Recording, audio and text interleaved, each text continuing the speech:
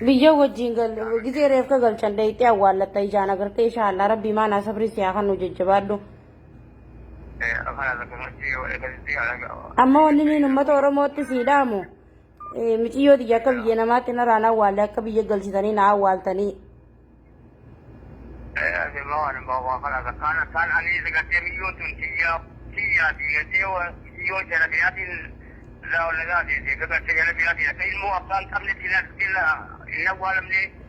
Ittiin siidhaama sana dalattee mislaa isiin. Sana dalaganii sanumaan jira. Anuu ammaa sana falmachuu Oromoo ijoollee sanatti qubatan jechaan akan taa'utiin jira ijoollee biyya. Ijoollee torban qabaati. Ijoollee torban sana deebi'ee amma tokko fi baatii torban laalle. Akanii haattola uffattee haattola taa'u jira warra ijoollee qubatan jechaan akan taa'u jira. Dhiiga ijoollee gubattee san baasuudha.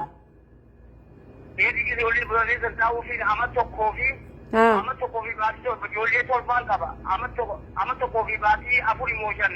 Takka ijoollee biyya gaa'ela garri gurraatii fi diimtuu ijoollee sibbachaan falmu wadan taa'u jira haattola amma haattola keessaan jira haattola uffateetiin haattola hojii jiru ilmoo Oromoo jecha ilmaan tokko akkuma inni dhaabbate haratti yeroo karaa bikka jiranitti ilmoon teessanii akkaataa ammoo ilmoo abbaan qabnetti sigatee hin awwaalle. Ittiin siidhaama sirritti sagalee sii waraabu jira sagaleen hin maxxansa uummata Oromoo biraanii siigaa. خلاص جبادو إن شاء الله يصير يصير خراب يجاقل شو فورمون بيجرمن جرتو رولي قالوا جرتي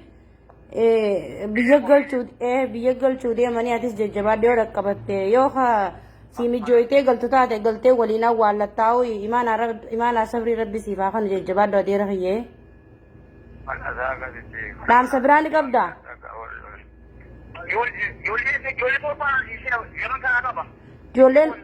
Ijoolleen shan si bira jirti lameen tagalchite tana.